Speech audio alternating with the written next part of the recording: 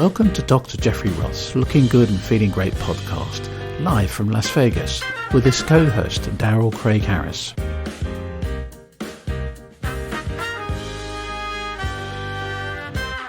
Hi, folks. It's Dr. Jeffrey Roth here, your board-certified plastic surgeon in Las Vegas, Nevada. And we're back at it. How about that? Yeah, live from the office. Yes, we're at the office where we usually go to, Mark Chinook's The Space, still under construction. And if you've ever had a construction project, you always know that it takes more time and more money than you would expect it to. So hopefully we'll get back into the friendly confines down there soon. Yeah, that's a great studio. But the office works, and this is convenient. So we had a kind of a slower day, and we decided to go ahead and do this and talk about some important subjects. I think the topic we chose to talk about today was transgender surgery, and that's become a hot topic these days. It has become, for a variety of issues, and this has been around for a while. And then, as the listeners know, as I did my plastic surgery training up in the Bay Area, San Francisco, and of course they rotated us to all these different hospitals, including San Francisco General and others that we get exposed to all this. And then later I went to LA and then came back to Las Vegas. It was an interesting time because back then it was around the year 2000. And a lot of these folks that wanted to change sides is they have these programs, mostly at Stanford. And they found that those folks that go through, say, the St. Louis protocol, which basically is living like the other side for a year and taking the hormones and change your name and having a lot of good psychiatric background really helps them for the long run. And so there was a criteria and there was lots of hoops you have to jump through, et cetera, et cetera. But once everybody kind of signed off on things, then you were able to qualify for gender reassignment surgery. And so first of all, what does that sort of entail? One, obviously, it's a huge commitment, et cetera, et cetera. But physiologically wise, it's usually done with plastic surgery, sometimes urology or urologic surgery, sometimes OBGYN. So there's a few folks that really have taken an interest in that and have worked with other specialties to try to make this as a good a surgery as you can. So first of all, there's going from male to female, which basically is going ahead and taking the penis down, doing a penectomy. Now you have extra skin, so it's a little bit easier because you have something to work with. Then you take the skin and do a flap and basically make a vagina out of that. And so that's kind of how that works. Now that's part of it. The other part of it is okay. We have the sexual organ down. But what about the secondary sexual characteristics? So number one is facial feminization surgery, which was really kind of made famous by Dr. Douglas Osterhout, who's retired now in the Bay Area. And what he would do is basically he would advance the hairline. He would reduce the frontal bossing, which is that kind of ridge you have on the eyebrows. Schwarzenegger, has that. So think him. Making the forehead smaller, rounder, rhinoplasty, shortening up the upper lip, narrowing the jaw, and reducing the Adam's apple. And so he would do that, never advertised, and you couldn't get into him for like a year and a half. And his office was down in the Castro area, which, if anybody knows San Francisco, was kind of the gay and lesbian area down there.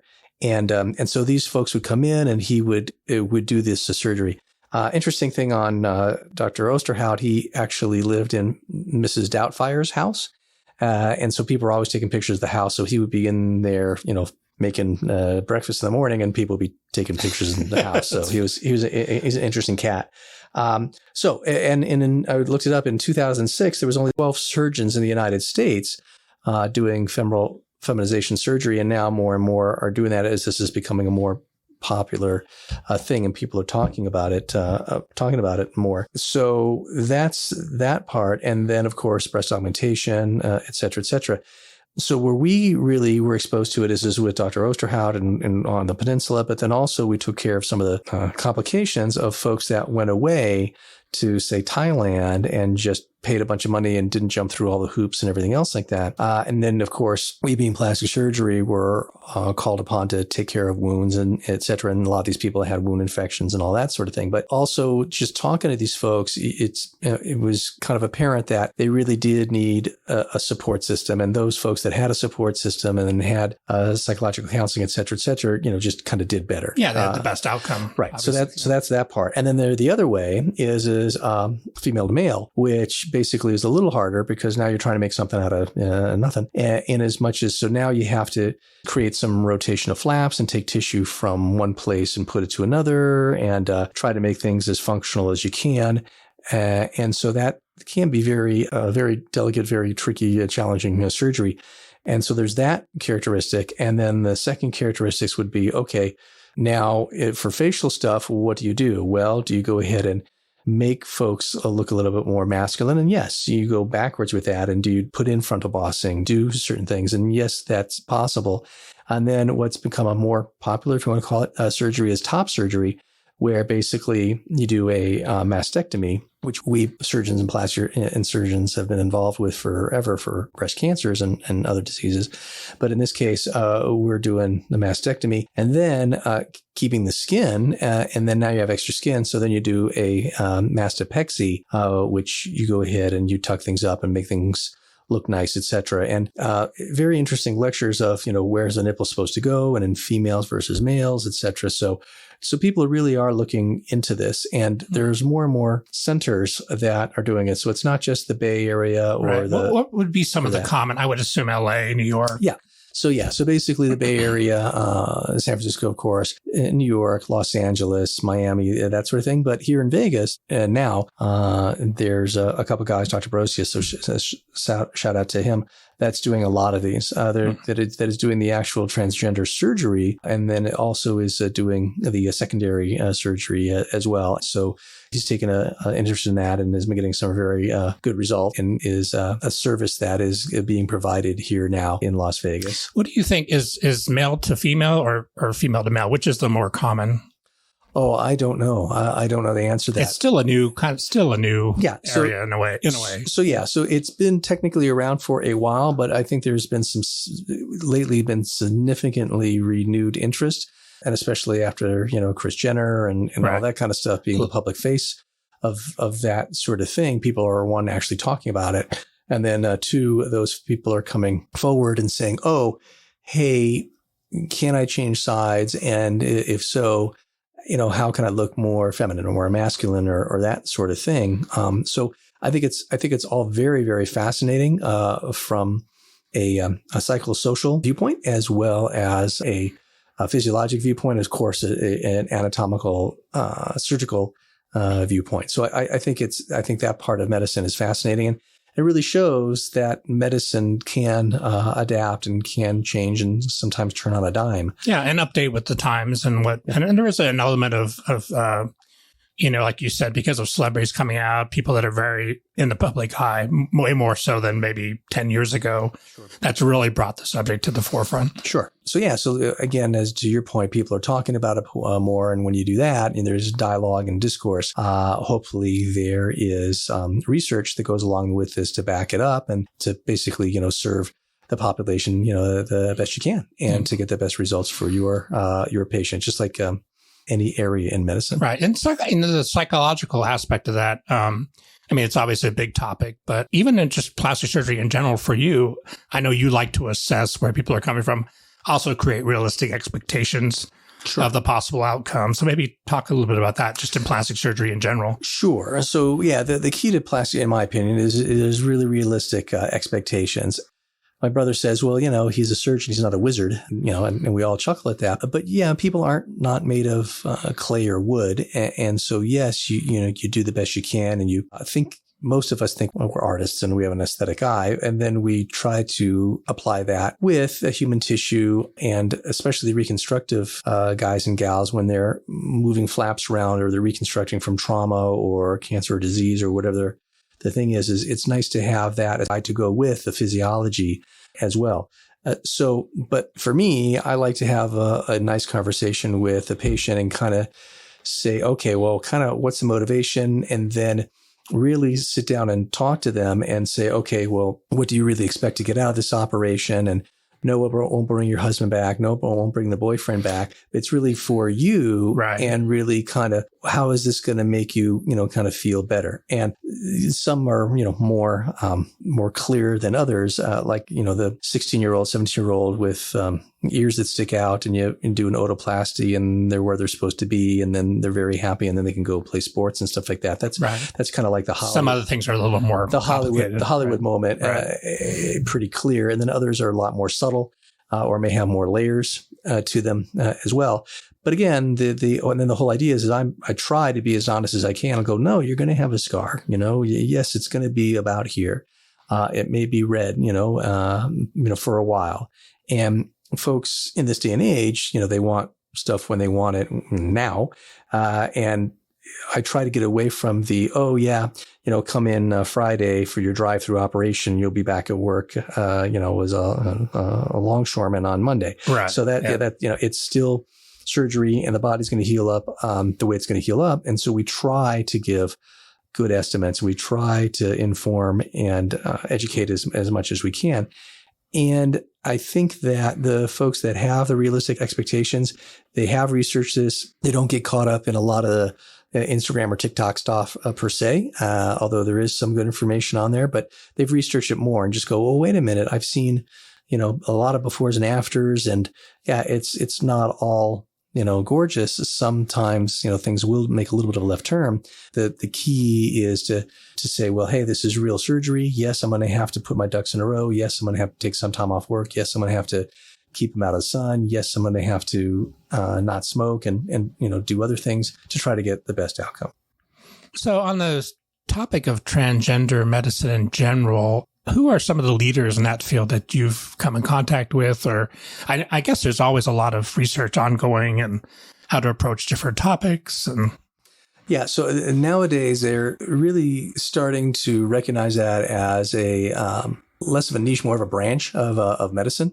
And they're now doing longitudinal research studies on it, et cetera. And mostly it's the big centers, as we talked about, right? It's your ones in the Bay Area, your Stanfords, your UCSFs, it's your USC, UCLAs, it's your ones on the East Coast, your NYUs, your Columbias, and that sort of thing. At least that's what I've seen sort of papers come out of. Having said that, I think most major centers now have a kind of what's going on and what the demand might be for that. And I think we're going to see more and more centers come up. For example, the one here in Las Vegas. And it didn't exist 10 years ago. Right. It didn't really exist 5 years ago. But I think that there's more demand. And I think that some folks are really taking an interest in that and are really looking forward to serving that element of the population. And again, we serve different populations, et cetera, depending on where we live and we're at the university center, are we at a trauma center, or we in suburbia, whatever the case. And I think these folks, the ones that I've run into, have really kind of dedicated themselves to this. And it's become a specialty for them. And and my prediction is more and more we'll actually see some fellowships, pop up. Because it's complex surgery. And yes, you're trained to do all those sorts of things in plastic surgery. You're trained to swing flaps, and you're trained to make tissue out of nothing. And you're trained to go ahead and cover things that you would put in, whether it is implant devices for breast reconstruction, or whether it's expander implants to move tissue around, or prostheses, or whatever the case may be. So you have all the tools. Yeah, but then you tend to specialize in a certain area. Is how to apply them. And the other thing is best practices. And that's one of those things that I enjoy with meetings is you meet other guys and gals like you, and you mostly have the same struggles. And what I always enjoyed was, frankly, lunch. Because not for the box lunch that they give you, but for usually the conversations. There's usually, I'm from Vegas. There's usually a guy from New York. There's a guy from Miami. There's a guy from Brazil. And one of the guys and gals will say, well, what did you think of that last lecture? And one guy will say, oh, it's great. And the other guy says, well, it stinks. And the other guy says, well, I used to be his fellow and he doesn't do it this way anymore. And that's where I think you really kind of learn stuff, because they're like, no, I tried that 5 ways. This is the way, that I do it now. And I think that the more conversation, the better and then adopt the best practices like anything else. Right, because there's textbook and then there's real world application. Right. And the textbook usually runs a few years behind the innovation. The innovation, and then you write up papers about it, and then the papers get published, and then after that, then you get a collection of papers, and then you write chapters, from there. So there's a little bit of a lag time. That has really sort of gone away with the advent of this thing called the internet, and with all the other. And the internet is good because there's good information and there's bad information. So then it's your job as a consumer, which you are in that situation still, to do your research and to. Sure. So, yeah. So with that is basically you want to go to the best sources that you can, and the folks that are actually doing the cutting edge stuff, and listening to those folks. And again, if there's something I don't understand, or if I read in a book, I will call the guy, or I'll email the guy or gal and just go, hey, I just went ahead and wrote your book, blah, blah, blah, and I have a question about X. And most of the time, they're usually pretty good about that, because usually there'll be 2 or 3 people that'll have that same question. So the next edition of the book or the next paper or whatever, that they'll address that. Science, is always evolving, and especially in plastic surgery, it's always evolving. And so you really try to be on top of things best you can. Right. Yeah. And technology is changing. And sure. And I'm looking forward now that hopefully the pandemic is over, the best we can, and we're getting back to the new normal, whatever that might be, is to actually have those in-person events. So there's actually a table and folks sitting around a table and everything else.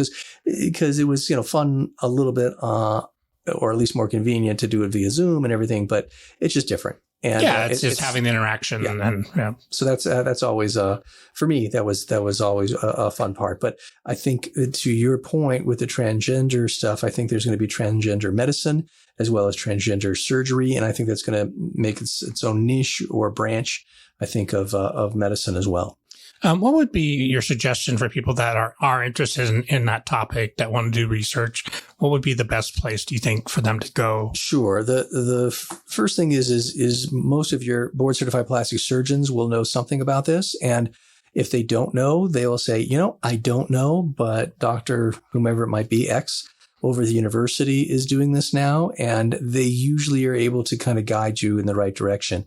Other places to go are the ASPS folks. It's American Society of Plastic Surgery. Yeah. And they, the umbrella organization for academic as well as private folks, but they basically will kind of know, and they're all board certified plastic surgeons, and they should be able to direct you in that area as well. Mm-hmm. Yeah, that's a great organization that we've had a lot of interaction with. Sure.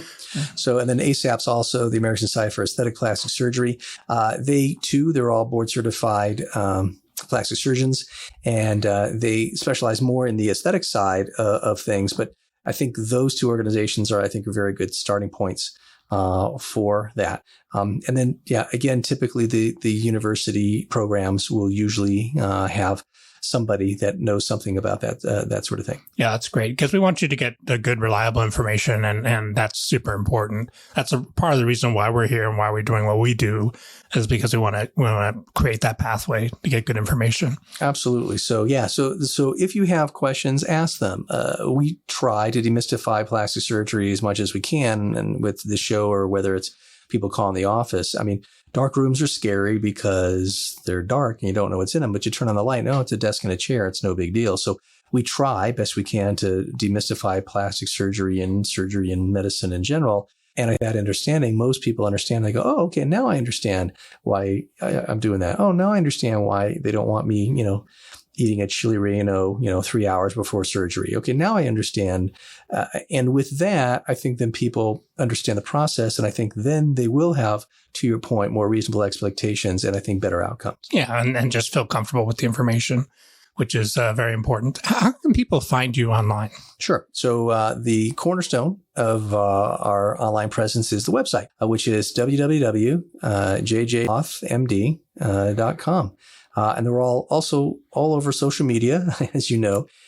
We are on Twitter and Instagram and Facebook and YouTube and all of those sorts of things. And so go look for us there as well. And if you find something that you really dig, let us know. And if you find something that really you don't dig, let us know. And if you find typos, let us know. And then if you have a topic like this one, which may be a bit out of the ordinary, that we haven't covered yet, by all means, ask the questions. We love questions. And if I don't know something, I will say, I don't know. And then I will find out, or I'll call a guy or gal that knows more about that particular part of plastic surgery or medicine or surgery that I don't know about. And I'll try to get you the best answer I can figure out. Yeah. And I think that's great. And that's part of the reason why, again, we're on this mission with this podcast, is disseminate good quality information. Yeah, absolutely. Thank you, everybody. Have a great day. Please make sure to follow and like and subscribe to our show. And we appreciate you taking a moment of your time to listen. Thank you so much. We'll see you again really soon. Awesome. Have a great day. Thank you so much for joining us. For further information, please visit the podcast website link for Dr. Jeffrey Roth. See you next time.